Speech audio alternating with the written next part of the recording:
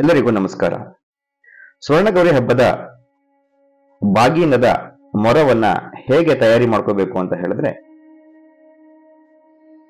ಕನಿಷ್ಠ 2 ಜೊತೆ ಮೊರಗಳು ಅಂದ್ರೆ 4 ಮೊರಗಳು, ಅಥವಾ ತಮ್ಮ ಇಚ್ಛೆಯಂತೆ ಎಷ್ಟು ಜನಕ್ಕೆ ಮುತ್ತೈದೆಯರಿಗೆ ನೀವು ಕೊಡಬೇಕು ಅಂತ ಅನ್ಕೊಂಡಿದ್ದೀರೋ ಅಷ್ಟು ಜೊತೆಯ ಮೊರಗಳನ್ನ ಚೆನ್ನಾಗಿ ತೊಳೆದುಕೊಂಡು ಅದನ್ನ ಒಣಗಿಸಿ ಆ ಮೊರದ ಒಳಗೆ ಮತ್ತು ಹೊರಗೆ ಅರಿಶಿಣದಿಂದ ಎಕ್ಸ್ ಆಕಾರದಲ್ಲಿ ಅರಿಶಿಣವನ್ನ ಹಚ್ಚಬೇಕು.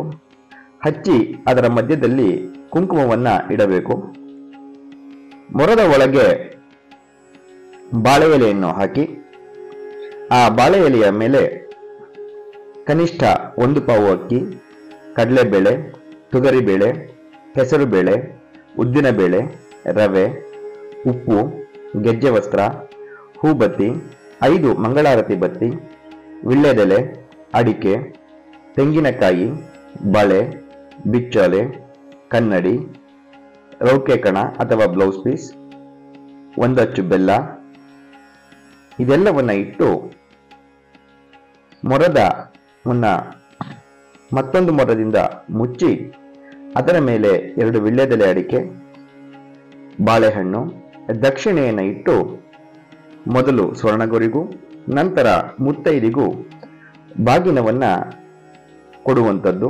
ಬಾಗಿನವನ್ನ ಕೊಡಬೇಕಾದರೆ ಸೆರಗನ್ನ ತಮ್ಮ ತೋಳಿನ ಮೇಲೆ ಹೊದ್ದಿಕೊಂಡು ಸೆರಗಿನಲ್ಲಿ ಮೊರವನ್ನ ಹಿಡಿದುಕೊಂಡು ಸ್ವರ್ಣಗೌರಿಗಾಗಲಿ ಅಥವಾ ಮುತ್ತೈದೆಯರಿಗಾಗಲಿ ಕೊಡುವಾಗ ಸಾವಿತ್ರಿ ಸಾವಿತ್ರಿ ಬಾಗಿನ ತಗೋ, ಸಾವಿತ್ರಿ ಸಾವಿತ್ರಿ ಬಾಗಿನ ಕೊಡು ಅಂತ ಹೇಳಿ 3 ಬಾರಿ ಸ್ವರ್ಣಗೌರಿಗೆ ಅಥವಾ ಮುತ್ತೈದೆಯರಿಗೆ ಬಾಗಿನವನ್ನ ಕೊಟ್ಟು ಆ ಬಾಗಿನದ ಮೇಲೆ ಮುಚ್ಚಿರತಕ್ಕಂತಹ ಮೊರವನ್ನ ತೆಗೆದು ತೋರಿಸಿ ಆ ಸ್ವರ್ಣಗೌರಿಗೂ ಅಥವಾ ಮುತ್ತೈದೆಯರಿಗೂ ಆ ವಾಯನ ದಾನವನ್ನ ಅಥವಾ ಬಾಗಿನವನ್ನ ಕೊಡಬೇಕು ಅಂತ ಶಾಸ್ತ್ರದಲ್ಲಿ ಹೇಳ್ತಾರೆ.